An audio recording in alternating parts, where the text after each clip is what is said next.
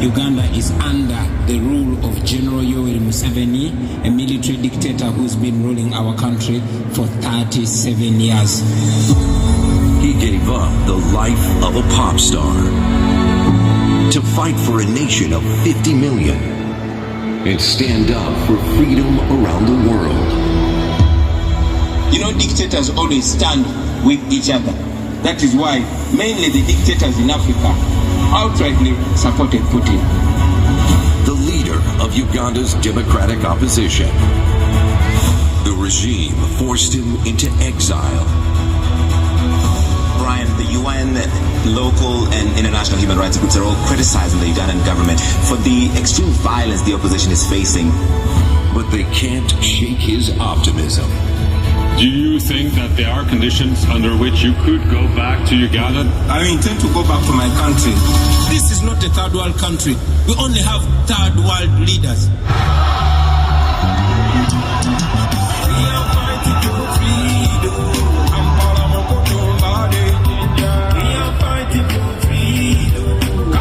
Please get on your feet for our 2026 hero of democracy, Bobiwine.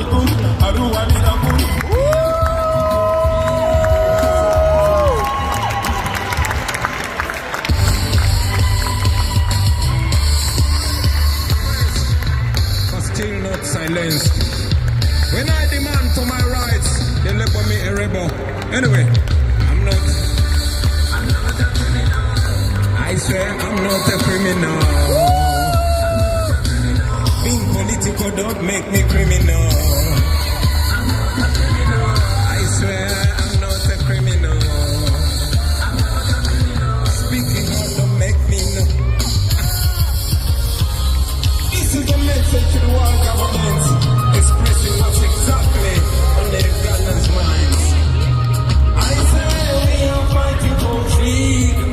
Free Dr. Basic, voice of my freedom. We are fighting for freedom.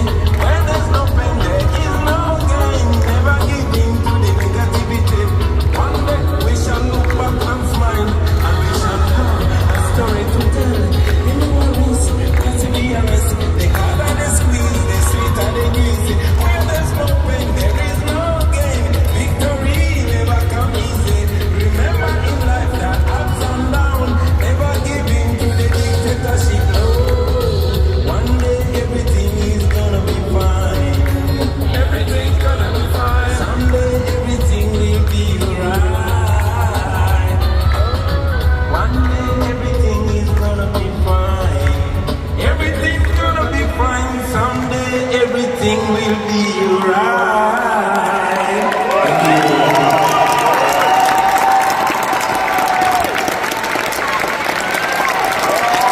Thank you, ladies and gentlemen. Appreciate hopefully having a wonderful night. My name is Bobiwine. I come from Uganda, the most beautiful country in the world. They call it the Pearl of Africa. That is where the great river Nile starts from. A country of 50 million people, the youngest country in the world. I'm so proud to belong to Uganda. Wonderful country, but miserable because it's under the subjugation of Newyor Museveni since 1986. 40 years of misery, 40 years of corruption, 40 years of gun rule, but we still dare to dream for a better day. I'm honored to be here, ladies and gentlemen. And while I'm here in a beautiful hall, while I'm here sharing smiles as we speak right now, more abductions are going on, more killings are going on. On the 15th of January, we had an election. I was running for president and I believe that I won. But since that day,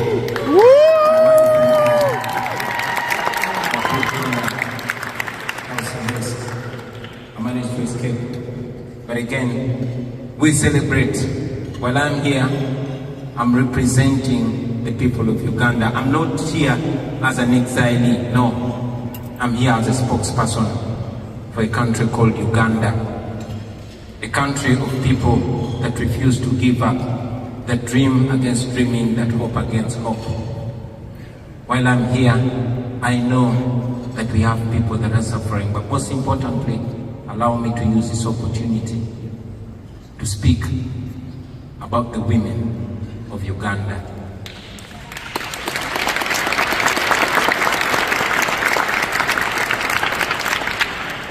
While so many people are bearing the pain, but the women of Uganda in a very special way are standing in the gap. No class, no level is safe. From the woman that sells in the market, right to the new First Lady of Uganda, my own wife, who was raided on the 23rd of January, beaten up by more than 70 soldiers that broke into my house, stripped my wife naked as they filmed. And General Muhoozi Kainerugaba, who is the Chief of Defense Forces and son of General Museveni, who is the President of Uganda, tweets naked pictures of our comrades, tweets subjugated pictures of my wife with pride, celebrating that he's winning. But not just my wife, the strong women that go up to paying the ultimate price. Women like my sister, Edith Katende, the wife of the spokesperson of our party, Alex Waiswa-Mafumbiro, who died a few days ago when the husband was even denied chance to nurse her and even denied opportunity to lay her to rest. Women like Irene Nachibuka, who was so much of my fan that she had a tattoo of my name on her leg. That was reason enough to kill her, and she was buried. Women like Monica Chibalama, the wife of John Bosco Chibalama, my friend, who was abducted and kept missing for 7 years. The wife demanded for him, refused to give up, until one day she was also found suspiciously dead in her house. Women like Fauzia Natalie, who we fondly call Mama Chirine, the wife of my personal political assistant, whose house was raided and she was picked up by the military in full view of cameras, all that is recorded. She's kept in military detention for 37 days, even against the court order. Women like Agatha Nazua, who we fondly call Blue Tick, she was abducted and she's still missing. All mothers, daughters, wives and spouses of the political prisoners. Female political prisoners like Olivia Lutaya, who has spent years in prison for simply wearing a t-shirt that has my picture on it. Women like Sauda Madada, women like Doreen Kaija and many others, we hold them in high regard. But most importantly, ladies and gentlemen, we look at the solution and not at the problem. Now that we know the problem, now that it's clear that Uganda is under dictatorship like many other countries, and now that I have the opportunity to speak for those millions of people, to the modern world, to the United States of America, who we know is the world's biggest democracy, we request you not to continue supporting dictators in Africa, not to continue choosing diplomacy over democracy, not to continue choosing business over human rights, because the dictators in Africa and particularly in Uganda rob our countries, plunder our countries, and they invest and come here and enjoy those monies. These are dictators that abuse democracies, but they enjoy and benefit out of them. We request you to use the tools that you have to sanction those gross human rights violators, the abusers of democracy and the rule of law. Don't allow them enjoy the money they steal from our countries. Our countries' hospitals are run down and the schools are run down, and they're comfortable about it because they seek medical, they seek treatment in the developed world. Their children are studying here. But if you slap sanctions on them, then they will think twice when they are carrying out mass killings. We ask you to evoke the Magnitsky laws that you have. Those are tools that are not only helpful to you, but they can be helpful to us. Finally, on behalf of the people in Uganda, I know that every time we come and make our case here in the Western world, particularly in America, they accuse us of being agents of the West, of being agents of neocolonialism. But I say to you that we are not asking you to come and help us. We are only asking you to stop sponsoring our oppression. I believe that's Thank you very much.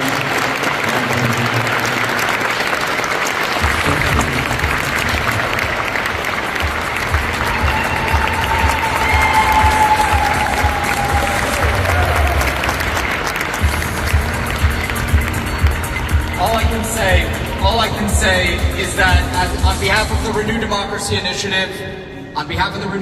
Initiative, we are truly honored to be able to recognize Bobiwine here today. Thank you, Bobby.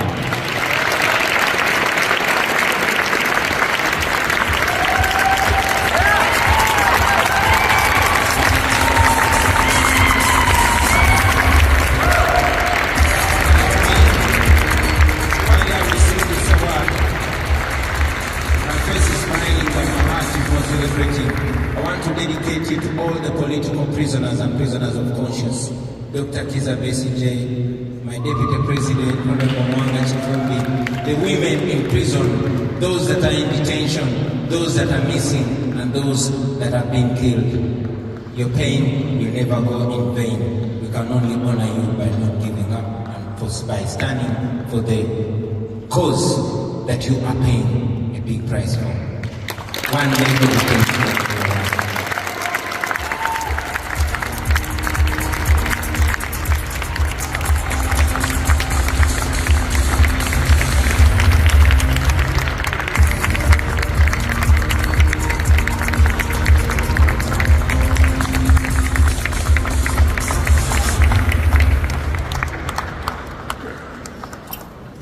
That was incredible. I will never, ever, ever experience after-dinner programming in a gala again.